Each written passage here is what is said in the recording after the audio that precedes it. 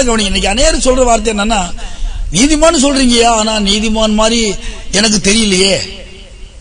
ஏன் தெரியறது இல்லைன்னா, இவங்க நீதிமான் மாதிரி என்ன செய்யல, இன்னும் நடக்காதனால நாங்க எப்படி நீதிமான ஒத்துக்கிறது அப்படின்னு யோசிக்கிறாங்க. இப்ப நல்லா கவனிங்க. நீங்க நீதியான கிரியைகளை செய்ததுனாலே நீங்கள் நீதிமான்கள் கிடையாது. எப்போ நீங்க நீதிமான்கள்? நம்ம கணக்கு படி பார்த்தா எப்ப நீதிமான்? செய்யற தப்பெல்லாம் செய்யாம ரொம்ப கீழ்ப்படிஞ்சு ரொம்ப நல்ல பிள்ளையாகி ரொம்ப கீழ்ப்படிஞ்சு நல்லவங்களா வாழும்போது நம்ம நீதிமான்னு சொன்னா அப்படி கொஞ்சம் நாங்க நீதிமான் தான். இப்போ தெரிஞ்சுக்கிட்டீங்கல்ல, நாங்க தப்பே பண்ண மாட்டோங்க, தப்பே நமக்கு பிடிக்காதுங்க அப்படி சொன்னா இவனுக்கு நீதிமான் மாதிரி ஒரு உணர்வு ஏற்படுகிறது. இப்ப நல்லா கவனிங்க. நீங்கள் நீதியான கிரியைகளை செய்கிறதுனால நீங்கள் நீதிமான்கள் அல்ல.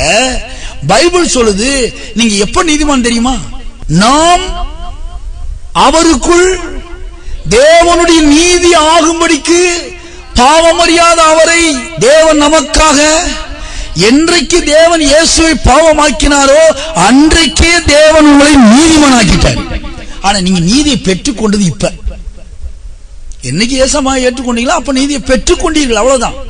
ஆனா நீங்க நீதிமான்றது எப்ப? பாவிகளா இருக்கும் போதே நீங்க நீதிமான்கள் தான். பாத்தீங்களா? நம்ம நீதிக்கும் அவருடைய நீதிக்கும் பெரிய வித்தியாசம் இருக்குது. அவர் பார்வை வேற, உங்க பார்வை வேற.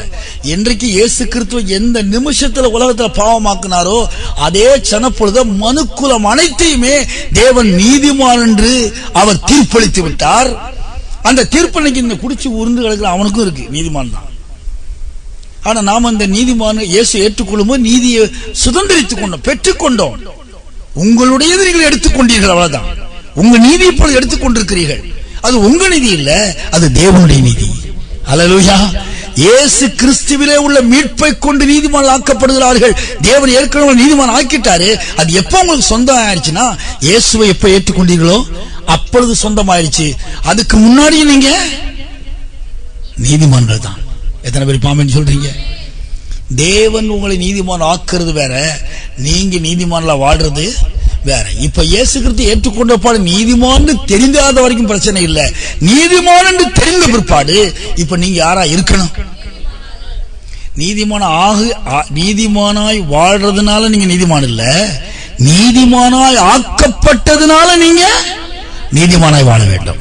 எத்தனை பேருக்கு புரிந்து கொண்டீர்கள்? இங்க இருக்கிற எல்லாரும் கர்த்தர் உங்களை நீதிமான் ஆக்கியிருக்கிறார். இப்ப இனிமே எப்படிப்பட்ட வாழ்க்கை நம்ம வாழணும்? நீதிமான் என்கிற அந்த வாழ்க்கையில வாழும்போது நான் சொல்றேன், ஒரு நீதிமான்